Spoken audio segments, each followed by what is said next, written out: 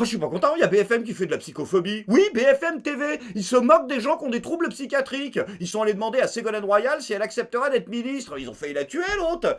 Quoi? Ah bon? Ah ben oui, non mais bien, ça ne se refuse pas. Elle est déjà en train de se poudrer, la duchesse, mais faut pas faire ça. Vous savez très bien que ça n'arrivera jamais. Mais l'autre, elle a un problème d'addiction, vous vous en moquez. Bien sûr qu'elle a un problème d'addiction. Elle a accepté d'être ambassadrice d'épaule, putain. Elle veut tellement gratter des portefeuilles, elle était porte-parole des pingouins. Qu'est-ce que tu peux faire de plus? Demander à Ségolène Royal si elle veut un ministère, c'est comme demander à un obèse s'il veut un Twix. Le seul truc que mériterait Ségolène Royal, c'est le prix Nobel de la paix.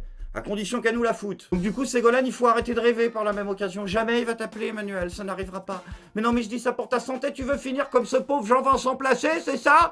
Hein? Regarde sa tête, putain, il est bouffi, il va éclater. Mais parce que ça fait 3 semaines qu'il a pas fait caca. Il attend un coup de fil de Jupiter. Mais ça n'arrivera pas. Et ça n'arrivera pas pour une simple et unique raison, c'est que tu n'es plus à la page, Ségolène. Ah ben non, mais Emmanuel Macron, c'était déjà le progrès. Là, c'est le progrès New Game Plus. Donc, non, t'as définitivement 60 trains de retard. Alors on nous dit click, comment ça s'appelle? Click and collect. Click and collect, Black Friday. Quoi. Non mais maintenant on va parler anglais.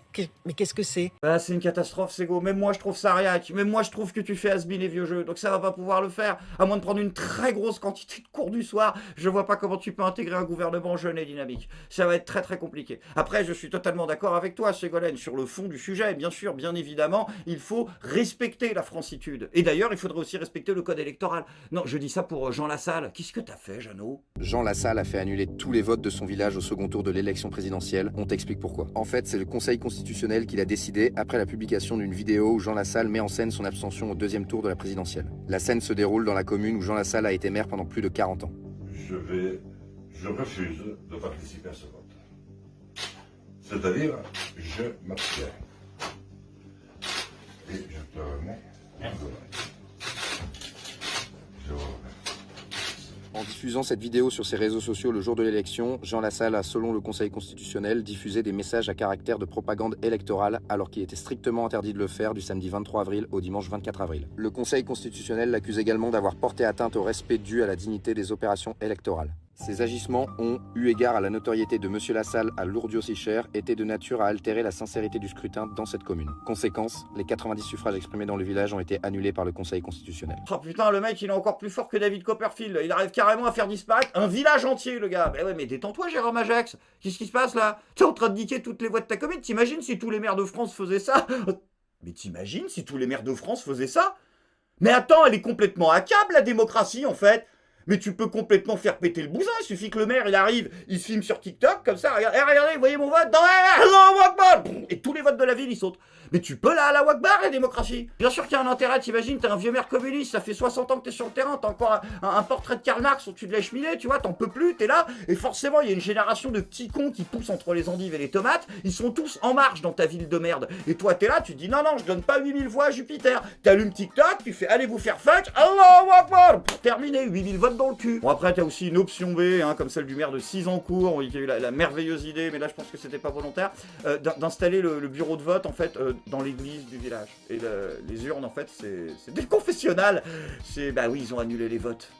Après, de toute façon, même si ces voix avaient été comptées, ça n'aura encore une fois pas changé grand-chose. Hein. L'avance d'Emmanuel Macron est telle que, je veux dire, voilà, il n'y avait pas de suspense. Hein. Et puis Emmanuel Macron a été élu parce que, je sais pas. On le voit bien.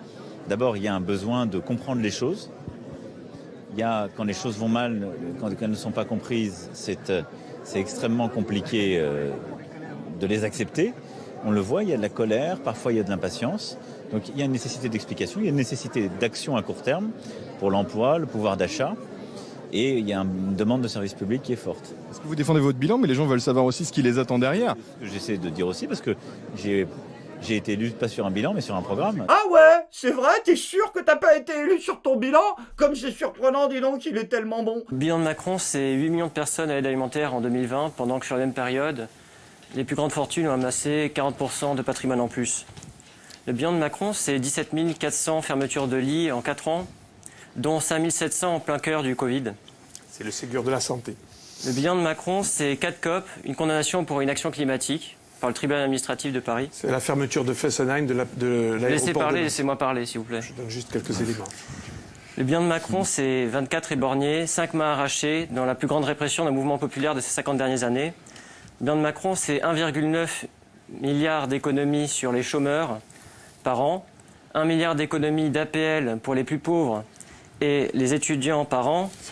Le bilan de Macron, c'est 5 ans de monarchie présidentielle, une gouvernance par ordonnance, d'un parlement accessoire, plus de 40 conseils de défense. Le bilan de Macron, c'est 5 ans de trop d'un système en fin de vie. Par contre, de là, Jupiter, à en tirer la conclusion que tu as été élu sur ton programme, je pense que tu vas un peu vite en besogne quand même. Je veux dire, mais ok, d'accord, mais quels aspects de ton programme ont pu séduire les gens? La retraite à 65 ans, le retour du pass vaccinal, la déchéance des droits civiques pour les gens qui participent à des manifestations illégales, la non-réintégration des soignants suspendus, l'envoi systématique des CRS à la moindre réclamation des pompiers, la hausse drastique du carburant, la pénurie d'énergie et l'augmentation à venir des factures d'énergie, la hausse des prix sur les produits alimentaires compensés par des tickets de rationnement. Je vois pas, en fait, sur quoi t'as été élu. J'ai rien que la retraite à 65 ans, je veux dire, personne en veut de ça. La seule catégorie socio-professionnelle majoritairement favorable à la retraite à 65 ans est celle des actuels retraités. Ah merde, 57%. La seule tranche d'âge majoritairement favorable à cette réforme est celle des personnes ayant actuellement 65 ans et plus. Et oui, 58%. Ouais, il va falloir faire gaffe avec vos conneries, parce que moi je sens que tout ça, ça va finir avec un nouveau sondage, où il y aura 75% des jeunes qui sont favorables à l'euthanasie préventive. Donc du coup, c'est bel et bien sur ton programme, Emmanuel, que tu as été élu. Ce qui est paradoxal, puisque tu avais dit toi-même que c'était pas sur un programme qu'on était élu. Je suis désolé de vous dire, on se fout des programmes. Bon, après, c'est pas grave, ce serait que sa 158 732e contradiction interne. Mais bon, c'est même pas des contradictions internes, c'est un président quantique. Donc de toute façon, on ne peut pas suivre au départ. C'est un président magicien, en un claquement de doigts, il arrive à te transformer un référendum en 49.3. Ou alors, il a rien transformé du tout, et dans sa tête, le 49.3... c'est une forme de référendum. Ça veut dire que pour lui, c'est vraiment le maximum de démocratie qu'il peut nous accorder. C'est le passage en force à l'Assemblée. Voilà, plus de liberté que ça, vous allez me faire du mal. Ah oui, je veux bien Jupiter, mais alors à ce moment-là, il faudrait demander à tes équipes de com de sérieusement songer à retoucher les affiches. Et voilà, je le sens venir, ça va être encore « Ah, t'as Vivian, il dit que Macron, c'est un dictateur, alors que c'est pas vrai, c'est un régime parlementaire, on a des députés. » C'est pas des députés, d'accord? Je veux dire, on a eu la confirmation définitive cette semaine. Ça, c'est pas des députés. C'est des bots. En tout cas, une chose est sûre, ce nouveau quinquennat, il va être pulsé. Ah, je sens qu'il va être... ça va être rapide. Bah si, il l'a dit, Guérini. Il a dit, là, cette fois-ci, il va falloir être plus rapide. Donc, si, il l'a dit. Comment ça, c'est plus compliqué? Présidentiel, il va falloir accélérer. Voilà, c'est ce que je te disais. Et prendre un peu plus le temps de la concertation lors du second quinquennat. Oui, aussi, on va accélérer lentement.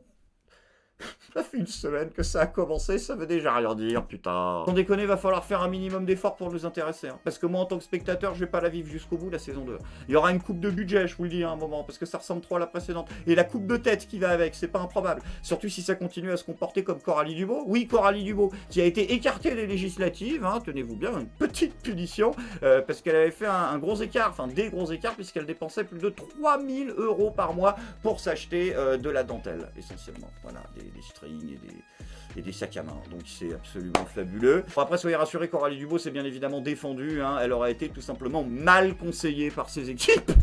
Pardon? Mais comment ça, mal conseillée, Coralie?